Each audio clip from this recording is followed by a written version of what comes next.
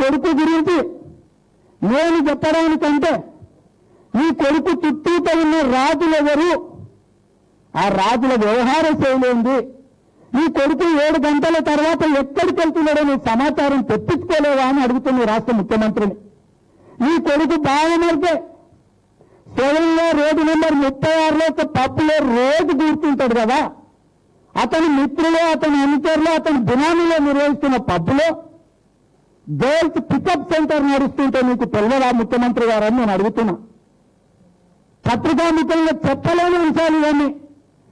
ఇవాళ road number 36లో నిర్వహించే ఒక పబ్బులో తెల్లవారి వరకు మ్యూజికల్ నైట్స్ నడుపుతుంటే అక్కడ అమ్మాయిలను బేరసారాలు కుదుర్చుకొని తీసుకెళ్లే పికప్ సెంటర్ గా మారుతుంటే ఈ రాష్ట్ర ప్రభుత్వం ఏం చేస్తుందో, ముఖ్యమంత్రి కుటుంబ సభ్యులే బంధువులు అక్కడ కూర్చున్నప్పుడు వాళ్ళ కళ్ళ ముందలు వ్యాపారం జరుగుతుంటే ఈ రాష్ట్ర నిఘా వ్యవస్థ ఏమైందని నేను అడుగుతున్నా.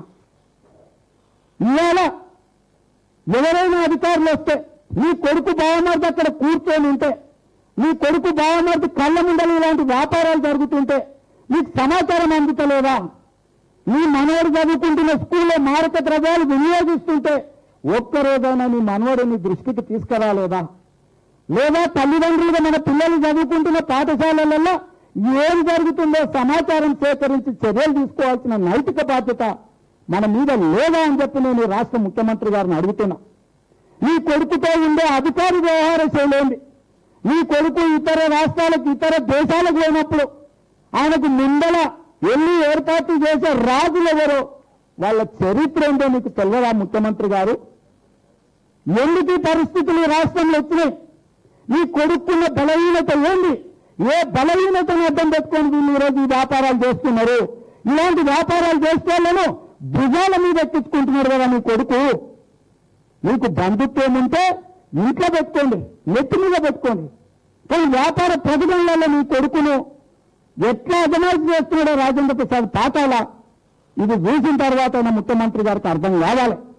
ఇవాళ నీ కొడుకు బావమరిది ఏ టికెట్లు అయితే అన్నిలో, ఏ ఆరోపణలు అయితే ఎదుర్కొని గోవా, బొంబాయి, బెంగళూరు లాంటి రాష్ట్రాలలో, జిల్లాలలో అక్కడ ఆ పోలీసుల అనుమతులు రద్దు చేస్తే సైబరాబాద్ పోలీసులే స్వయంగా వాళ్ళకు వెల్కమ్ చేసి ట్వీట్ చేసి పంపే పరిస్థితి వచ్చింది.